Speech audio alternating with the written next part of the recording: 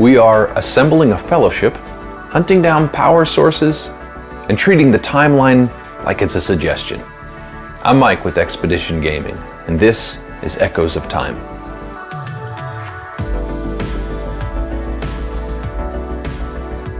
Welcome to a world where time doesn't simply pass, it slides, shifts, and decides when your plans finally come alive. Echoes of Time is all about building a fantasy fellowship through a clever time system. You'll play cards onto your board, you'll wait for them to move through the timeline and come online. Then you'll use their powers to create combos, conquer sources, and score points.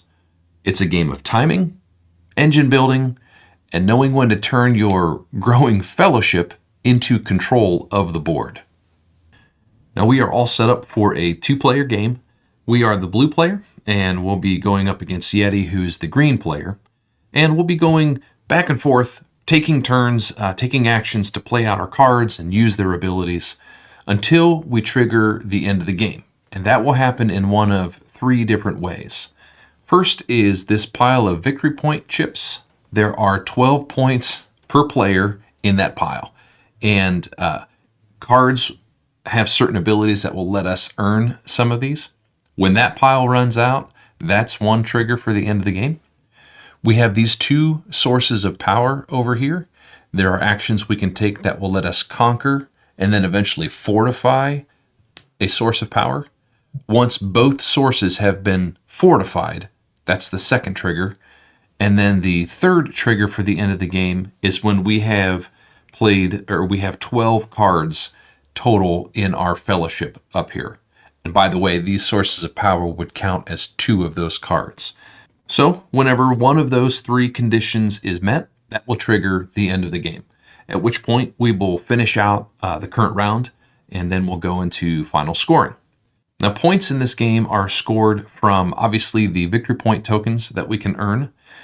The sources themselves are worth points, and then the cards that we play. And cards can provide you points in 2 different ways.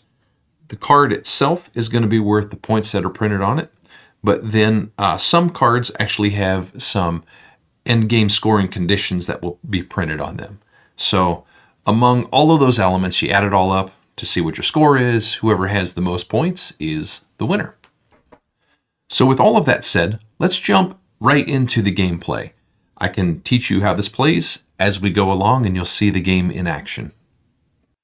Now the game is played in rounds, and at the start of every round is the time phase. In the time phase, you'll take the board that is sitting right here, you will slide it in over here, and this will advance time. Which means the next board falls off, and if there was a card that was on here, that card would then come out and enter your fellowship. For example, Yeti here. He has a card that's waiting, so as he does his time phase advancement, this board falls off. This card now enters his fellowship. Some cards have an immediate effect that will go off when they enter the fellowship. This one here has an ongoing effect that says whenever he plays a card of this particular type, then he'll get a discount on that. And we'll see the details of that here in just a moment. Now, the cards that we began with on our board, as well as our opening hand, this was part of the initial setup. At the beginning, when you're doing setup, each player gets dealt 7 of these cards, and then before you begin, you'll choose one of those cards to play out into your time board here, paying its regular costs. So that's why we started with this card here, and Yeti began with that card. So first part of the time phase is to advance your boards and bring in any cards that may have fallen off of the time loop there.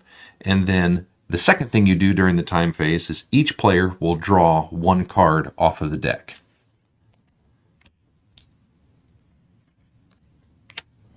So that's it for the time phase. With that done, we now go to us. We have the start player token, so we will take the first turn of the round.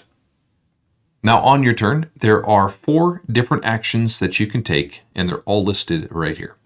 You can draw cards, you can play a card to your board, you could advance cards along the timeline, or you could conquer or fortify one of those sources out there. For our first turn, I'd like to play a card out to the board here. So you take one of your cubes and you place it next to the action that you would like to take. So we're going to play a card to the board. And I think let's play the Diplomatic right here. Now we are going to place him right here. Now, hopefully you can read it, but these icons right here indicate the cost and the location where he's played. The top number there is the cost. So it's going to cost us 3 cards to play this card out, and he goes into the second time slot on our board. So that's what those numbers are. For the 3 cards, we have to choose from the cards that are in our hand. Now, cards are the only currency in the game, and it's how we pay for placing things out here. So he's going to cost 3 cards. I think we'll get rid of these 3 here, and then just go to the discard pile. So that's it for playing a card out. You pay the cost, and you place it in the time slot that he belongs in or where he starts. So this means it's going to take 2 rounds, basically, to get this card into play. So where they come out onto the board here is obviously one of your big considerations. The other one, as you just saw, is the cards that you got to get rid of. And I'm telling you, that's one of the hardest things about this game, is choosing which of these cards to get rid of, because they are all good. You're going to look at every one of them and find combos that you can do and pairings and think, oh, I want to use these for this combination. And then you realize, oh, but I got to give up some of these to fund this whole engine. So that's always a big point of tension when you're making your decision. But that's it. We have taken our action. You'll do a single action, and then it passes to the next player. Yeti is also going to play a card out. And he will go with this one right here. It has a cost of 1 card, and it goes into the 3rd time slot. Paying the cost for that card.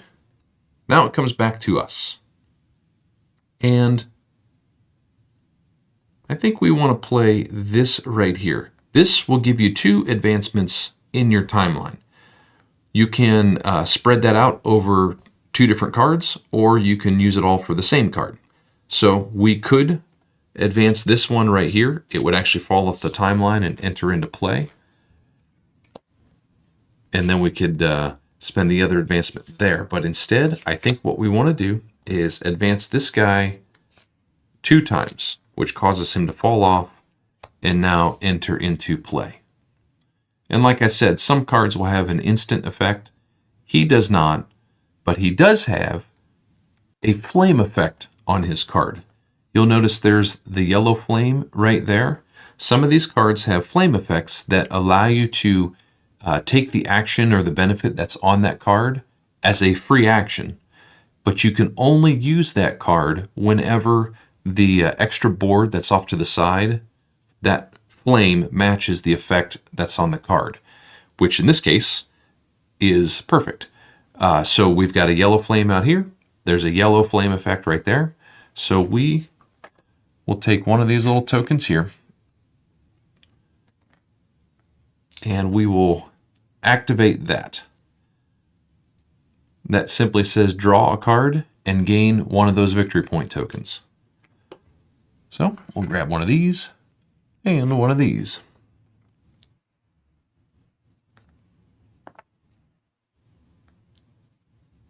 So that'll end our turn. Back over to Yeti, and he's simply going to take the action that lets him draw 2 cards.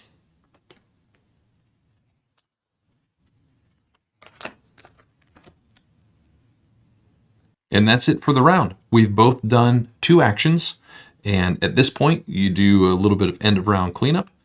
First thing that you do is you check to make sure that you have not exceeded your hand limit. You're allowed 10 cards in hand. If you have more than 10 cards, you have to discard down to 10. We're both fine there. The next thing you do is you pull your cubes off and you remove any of the tokens that covered up your free action flame effects. Last thing is the start player token will rotate, so the starting player for each round will always rotate around the table. And now into round 2. Again, the first thing we do is the time phase.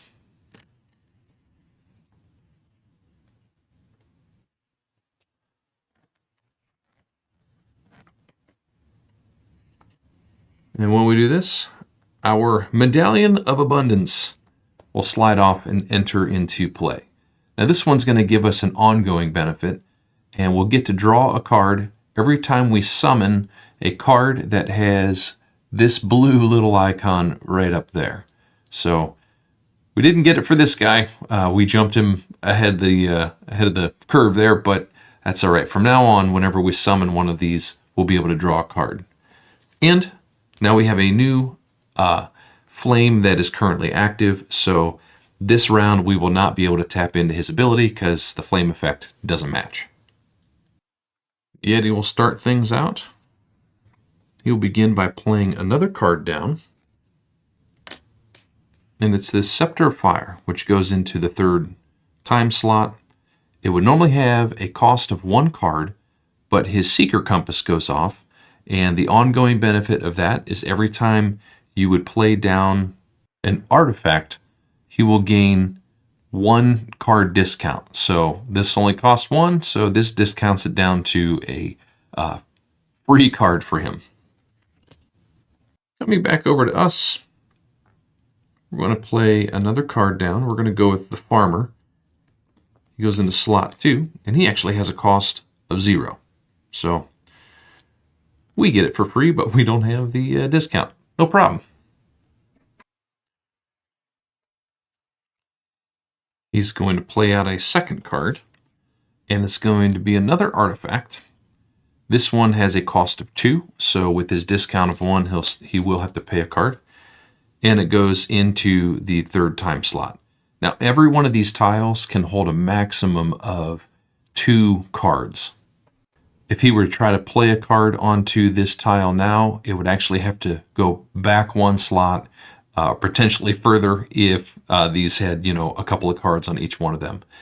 If you were to try to advance a card forward, you can move through that tile, but you couldn't land. If this card was sitting here and he took this action, he could move it twice to move it past it, but you couldn't move it once onto it. Because again, it's always a max of 2 cards per tile. Over to us, and let's take this. Again, we're going to push this forward 2 spaces, and that will slide it off. And the Farmer does have an instant effect. This will allow us to draw a card. So this will go off the moment that he enters into the Fellowship. Which brings us to the end of the round. We are all fine hand limit wise. Reset. Back into the next time phase.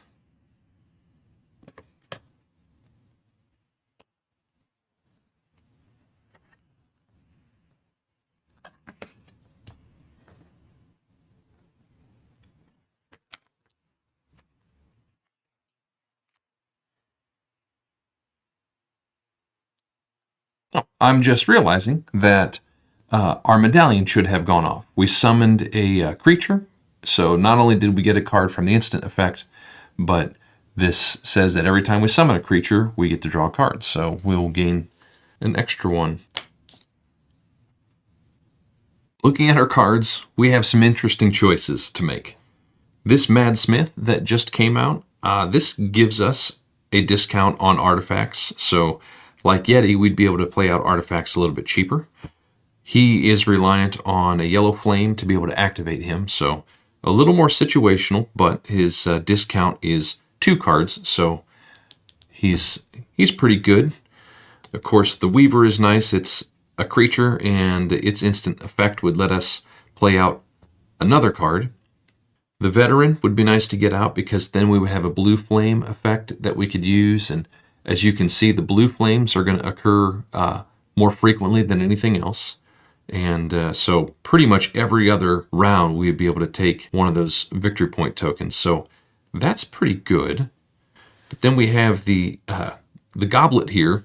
And this says that every time we activate one of our yellow flame effects, then we'll gain one of the victory point tokens. And that would combo together nicely with the yellow flame effect we already have out. And then you've got this guy here, which has no ability. He costs a lot of cards. He costs 4 cards to play out. He goes into the 3rd time slot. But he's pretty powerful. First off, he's worth 5 points, which is a lot of points.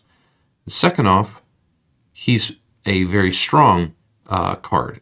That value up there, that number 3, that is the strength of the card. And it takes strength to be able to conquer and fortify these sources. This number here is how much strength you need to have in order to conquer it. So this would take 2 strength to conquer. I'm sorry, you need to beat it by 1. So it would take 3 strength to conquer it. If we want to fortify it, it would take 9 strength. And we'll talk about these more in detail here in just a little bit. But that's one of the ways that he's also valuable. He would be kind of instrumental in dealing with those sources over there. So yeah, every one of these cards is good, and of course, to play any one of them, we got to give up other cards. That's why it's so tough to decide what you're going to do. So I think we'll go ahead and play our Goblet here. It's the least expensive. He goes into slot 2. It is going to cost us 1, and as much as it pains me, because he is so expensive, I think for right now we'll get rid of this guy.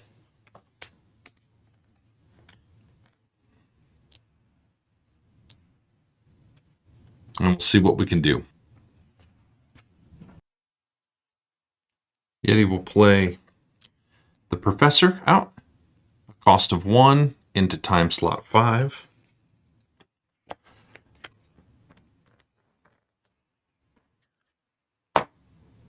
And I think for us, we're just going to draw up a couple more cards.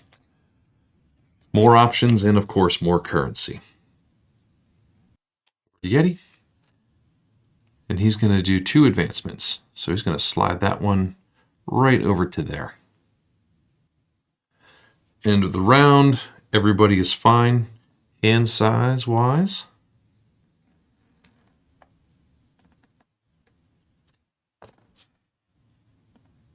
Time phase of the next round.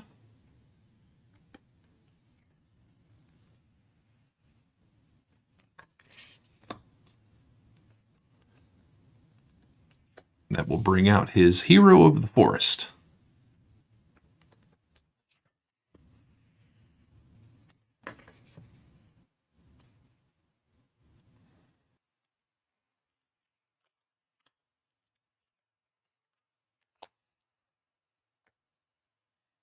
And Yeti will take his first turn just drawing up 2 more cards.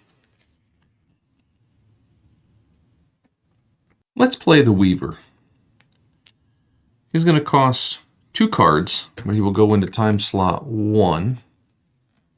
And I think for the card cost, we'll go with these ones here. This would give us cards every time we summoned a water-based card, which we have one of those. This would allow us to play down a card of the Earth faction. So again, they're all good in their own ways. It's always tough to let some of these go, but hey, you got to pay the bills. So we'll go with that.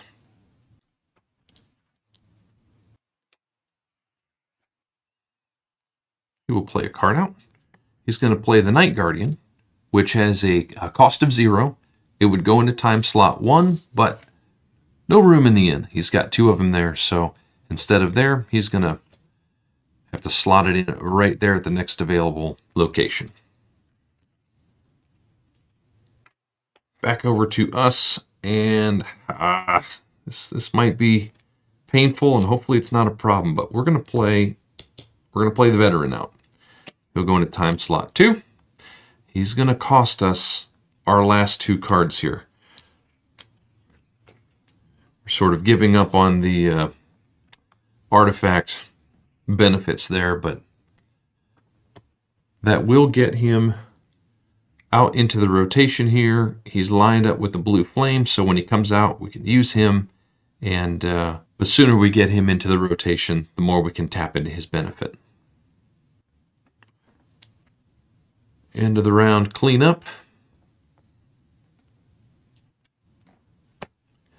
Right into the time phase.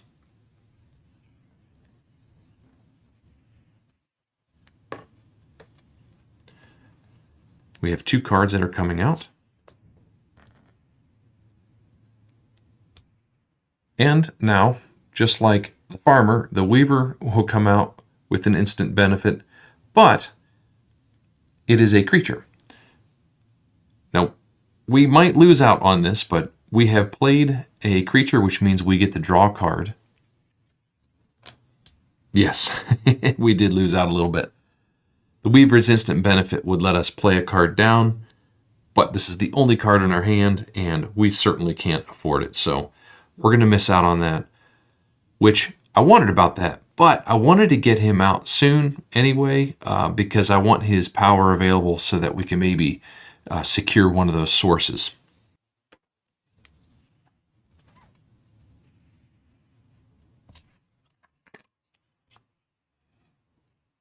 Yeti will have 2 artifacts come out. Neither of them have an instant benefit, but they, as you might have noticed, artifacts tend to have ongoing benefits. This is one that does show that end of game scoring, and it says you'll score 1 point for every 2 cards in your hand.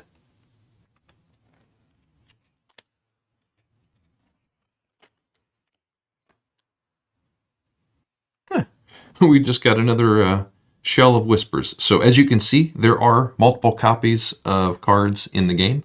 So getting rid of one doesn't mean it's the last time that you've seen it.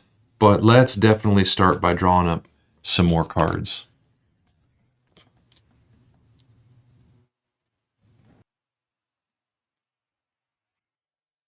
Yeti will play out the Butcher, which goes in slot 4, and will cost him 1 card.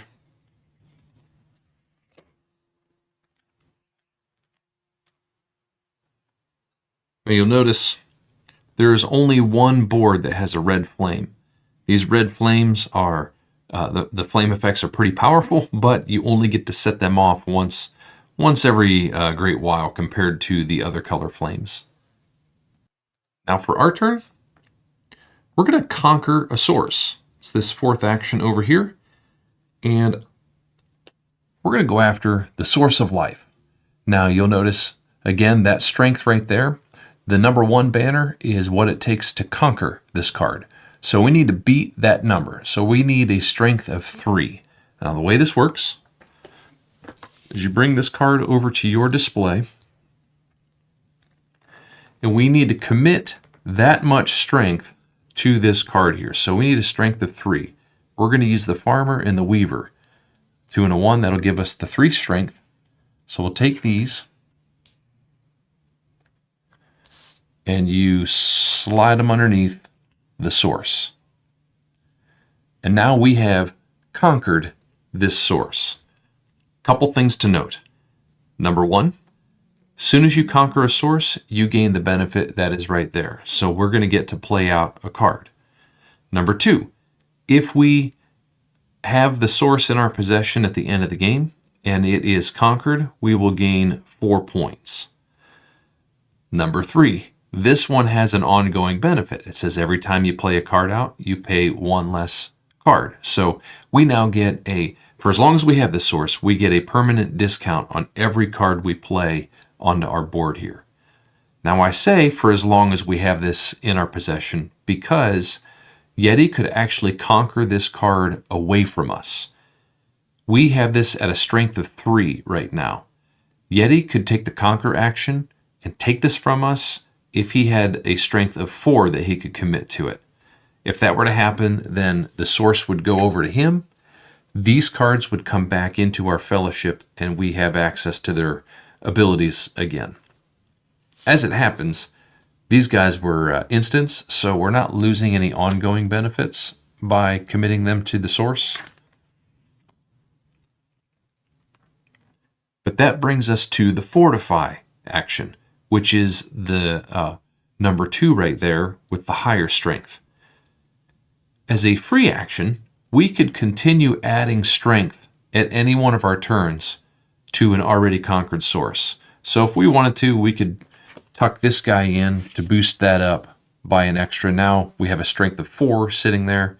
If Yeti wanted to conquer this away from us, he would need a strength of 5. If we build this up to a strength of 9, then we could take this same action, but we could do a Fortify. And when you Fortify, once you've beaten that strength, you essentially slide all of these cards underneath. You no longer have access to those icons, and you have fortified this. Fortified locations are yours permanently for the rest of the game. The moment that you fortify it, you'll gain the benefit listed right there, and then at the end of the game, you'll gain the points that are listed right there. And again, fortifying all sources is one of the endgame triggers. So in this case, we have simply conquered with the strength of 3, which means it's at risk. Yeti can take it from us. But because we have conquered it, we will gain that benefit right there. We'll get to play out a card, and we will get it at a 1-card discount. And I say let's play out the Sea Trooper. He's got a strength of 3, so he's going to be pretty good at helping out with sources. And with our 1-card discount, it will only cost us a single card to play him out. So we'll get rid of this one here. Over to Yeti, and the first thing he's going to do is activate his Hero of the Forest. He's got a Yellow Flame ability, and that's currently active, so he will do that, and that will gain him 2 of those victory point tokens. Now he could do the Scepter of Fire. He could remove 1 card, and he would draw a card, and then gain 3 of those victory point tokens. But by doing this, he's permanently removing something out of his rotation, and he doesn't want to give that up just yet, so he's going to ignore that one. We will play out 1 more card. It is the Mother. Goes into slot 5, so it's going to be a minute before he sees it, but it is free to play. And then on the Blue Flames, he'll be able to play out a creature.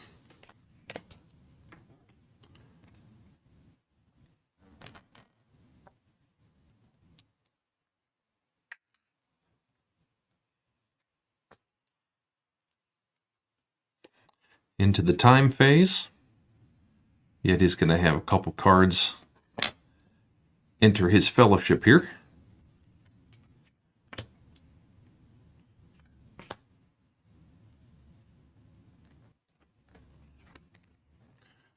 We will as well. Well, at least 1 card. We've got the Veteran coming out.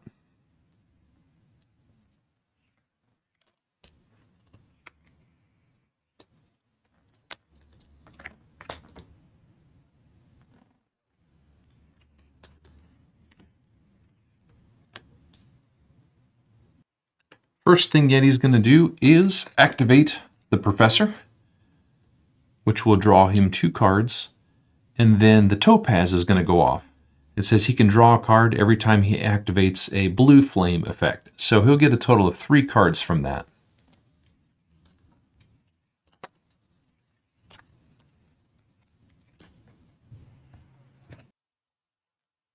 And Yeti actually is going to conquer. He's going to send the little Night Guardian here to the Source of Growth. This is going to take a strength of 2, and that's exactly what the Night Guardian is.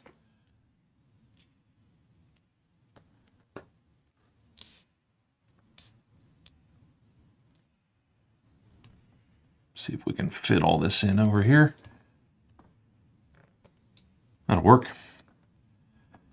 Now, for conquering it, he will get to draw 2 cards. Over to us. I'd like to draw more cards, but instead of just taking that action, why don't we send the Sea Trooper forward 2 spaces, which will cause him to activate. He will instantly gain us 2 cards for summoning him, and then our Medallion of Abundance goes off. Every time we summon a creature, we'll gain a card. So that will get us 3 cards.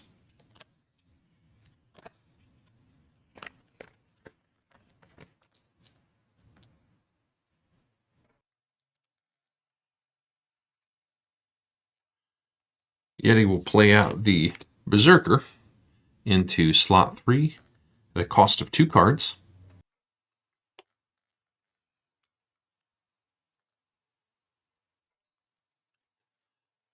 And he's going to activate his Source of Growth to play out another card. He will go with the Cultist here, which has a 0 cost, but it goes into slot 4. And of course, the Topaz will go off. He activated Blue Flame effect, which will let him draw another card.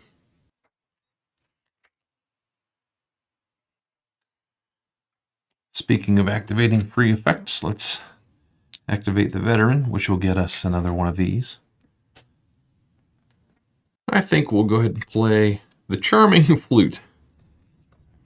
Go right there, and it will cost us 1 card, so we'll get rid of this one here.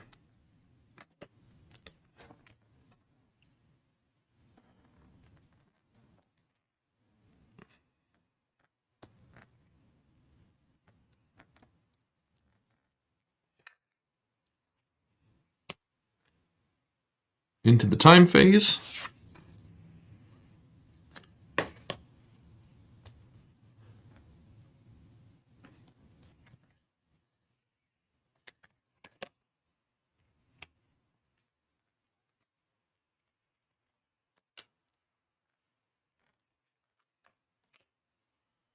And I think the first thing we're going to do is activate this right here, which will let us draw a card, and we will gain 2 of these tokens here, because 1 for that, and then 1 for the Goblin.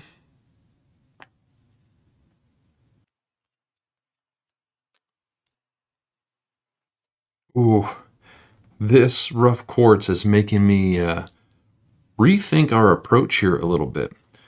The biggest thing is that we would get 2 points for every one of these icons in our display at the end of the game. And we currently have 3 of them. This would make the 4th. So by playing this out, that's 8 points. Just for that card alone. That's pretty good. In fact, that's more valuable than either of the sources.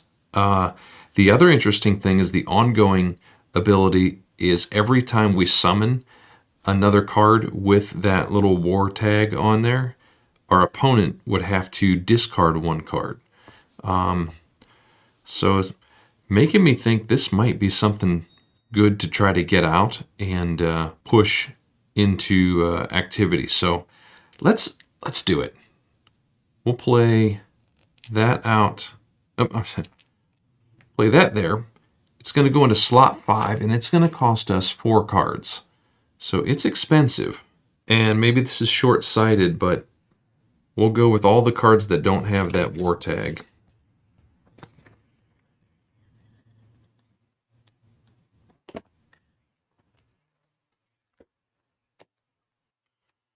Over to Yeti. First thing he will do is activate Hero of the Forest again to gain 2 victory point tokens. I'm just realizing that we had a 1 card discount when we played that card out, so we're going to take this guy back. No need to overpay. Okay, back to Yeti. He's going to play out the Cloak of Eternal Leaves, which will cost him 1 card.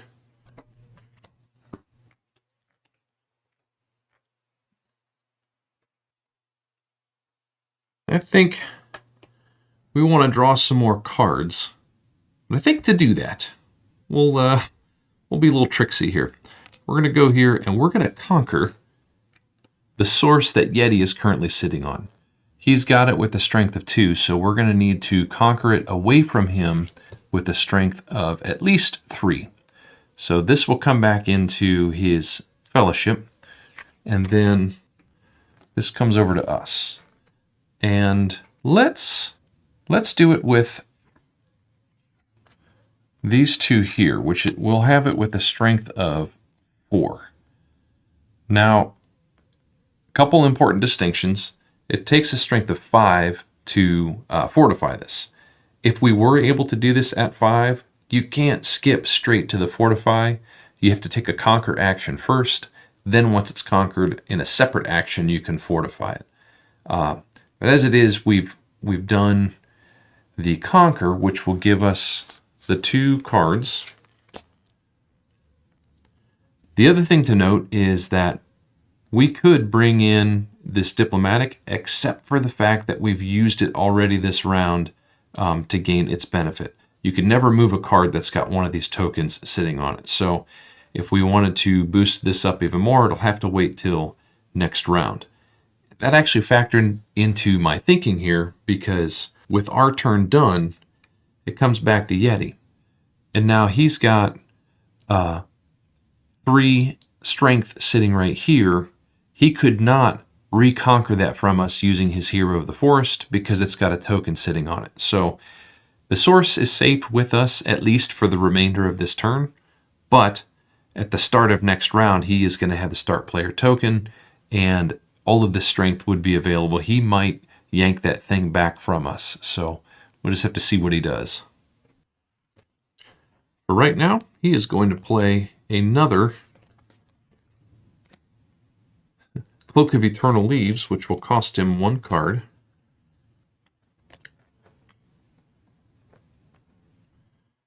And that's the end of the round.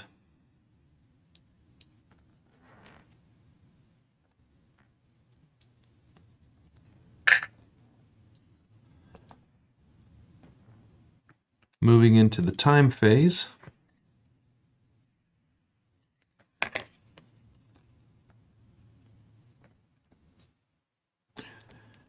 His first cloak comes out and doesn't do anything, but the second cloak will come out, and now that this one's in the fellowship, it says that he will take a victory point token every time he summons one of the wood cards.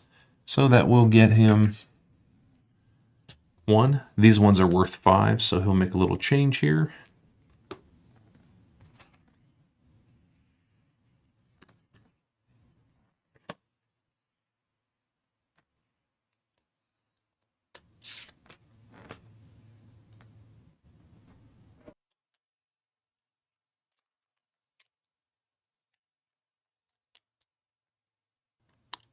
And sure enough, Yeti is going to take the conquer action, but surprisingly, he's going to conquer this away from us.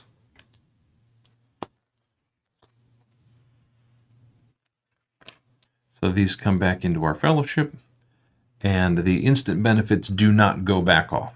They just simply enter back in to be used at a later time. And he's needing to conquer that with a strength of 4. He's going to commit these 2.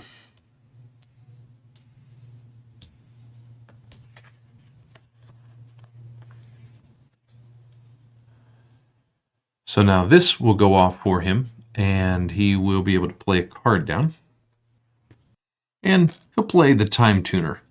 Goes into slot 5. It would cost 1, but he now has this ongoing benefit of a permanent 1-card discount. So free to play into that time slot. Over to us, and we're going to take the free action that we have not seen just yet, which is to add to boost the strength of a conquered source. We're going to boost that strength up to right there. Which, by the way, as we've seen here, this kind of lays out everything that you can do on your turn. This is actually the time phase where we advance boards and draw a card. We've seen all the actions. And then these are the free actions.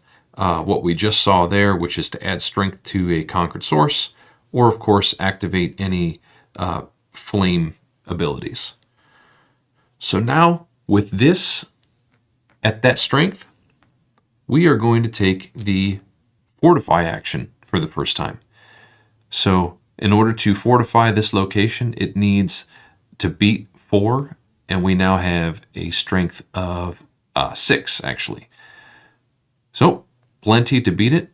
We will fortify it by collapsing all of this in, and now this is permanently ours and cannot be taken away from us. We are also 1 out of 2 locations fortified to trigger the end of the game. So we will gain that benefit immediately, which is to gain 4 advancements on our time board. We will move this guy all the way off, and it will enter the fellowship. From now on, our opponents will need to discard a card every time we summon a card with the war icon. And again, speaking of endgame triggers, we are currently sitting on technically 8 out of the 12 cards. So we have 6 regular cards.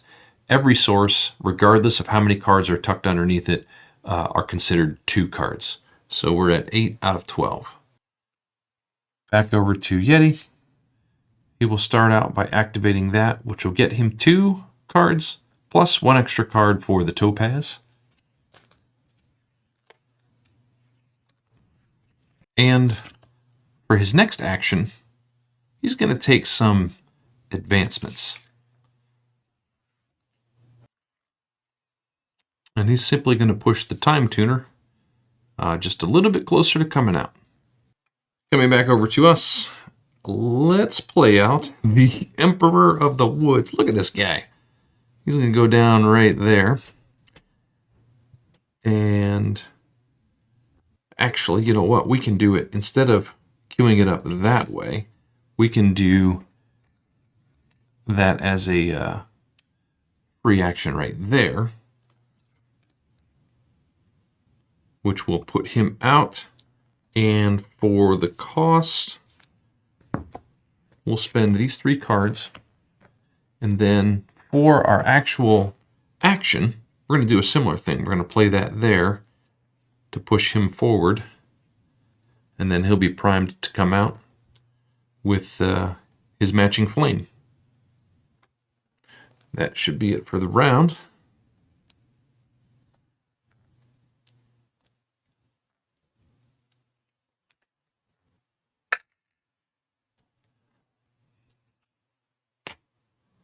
And into the time phase.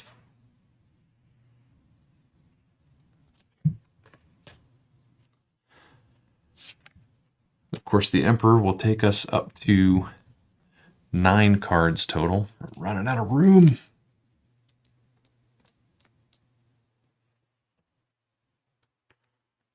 Over to Yeti.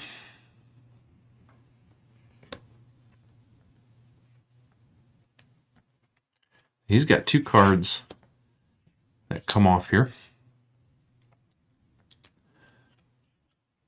Boy, we are really running out of room. We're going to stack these guys since it's the same card.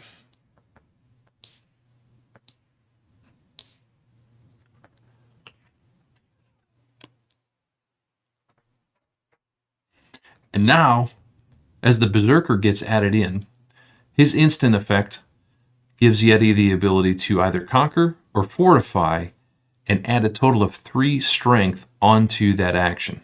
Now, interestingly, you can use this card as part of that action, but you don't have to. This could come into your fellowship.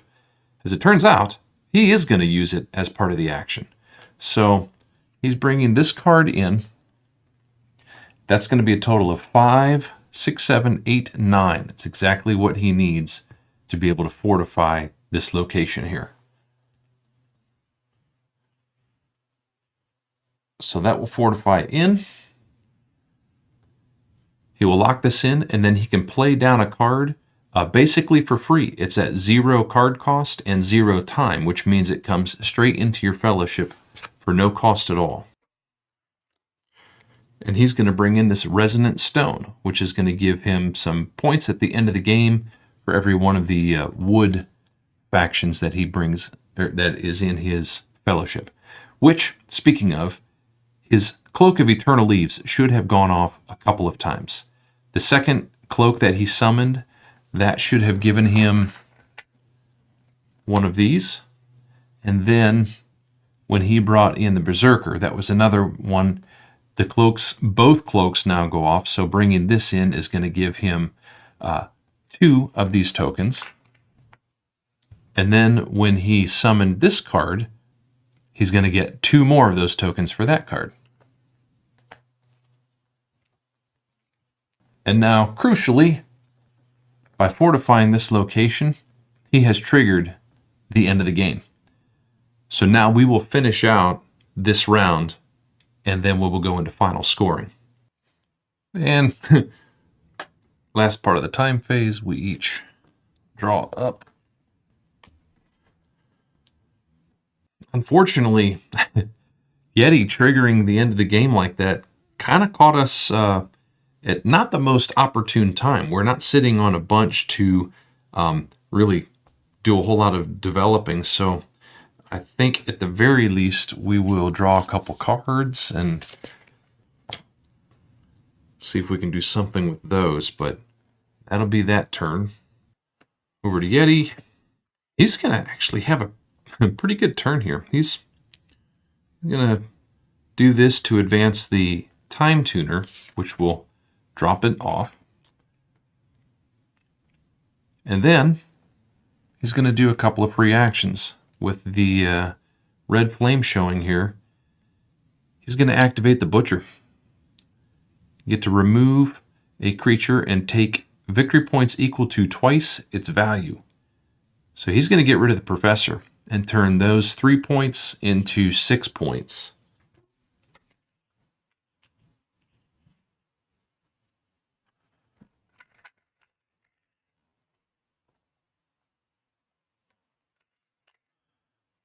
And in fact, we've almost triggered the end of the game just in tokens there.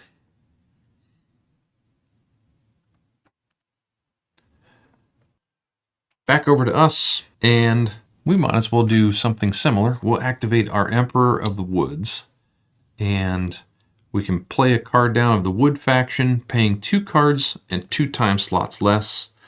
We'll go with the Black Knight, which is going to make him a free card to play. Then he says we need to remove 1 card and take 3 victory point tokens. Every opponent discards 1 card. So we'll play him right there. And it's not much, but we'll convert this 1 point into 3 points. So it's something.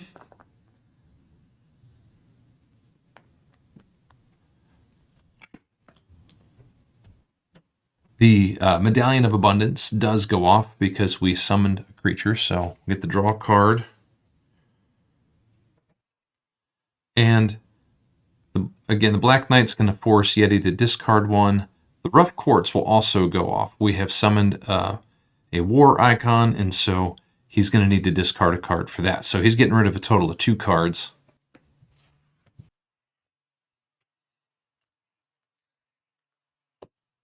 And unfortunately, this last action for us really is lost. Playing anything out into our board doesn't help. And obviously, there's nothing to advance, no more conquering or fortifying. So cards in hand don't really help either. Not for us anyway. Yeti has something that would score that. So unfortunately, this last action, we can just kind of let be. Over to Yeti for his final action. And I'm just realizing that when the Butcher was used to remove the Professor should have come back into Yeti's hand because of the Scepter of Fire. You take every card you remove back to your hand. So that is actually still in his possession. And for his final move, he's going to take 2 advancements, which is going to push both of these off and into his fellowship.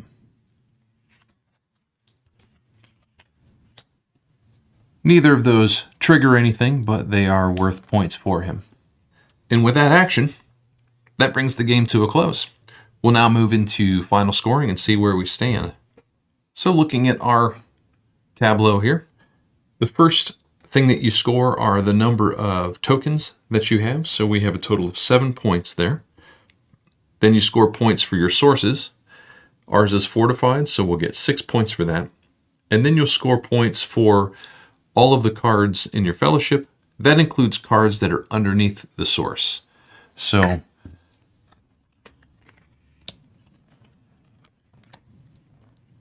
and the first thing that we'll score with cards are the printed values that are on there. So looking out across here, we have a total of 18 points. And the second thing cards will score you is any endgame victory point conditions that are printed on them. We just have the one right here, which will give us 2 points for every war tag. And we have 1, 2, 3, 4, 5. So we'll gain a total of 10 points for that card, for a grand total of 41 points for us. For Yeti's tableau, he has, kind of off screen a little bit, but for his tokens, he's got a total of 16 points in tokens. His source will give him 6 points.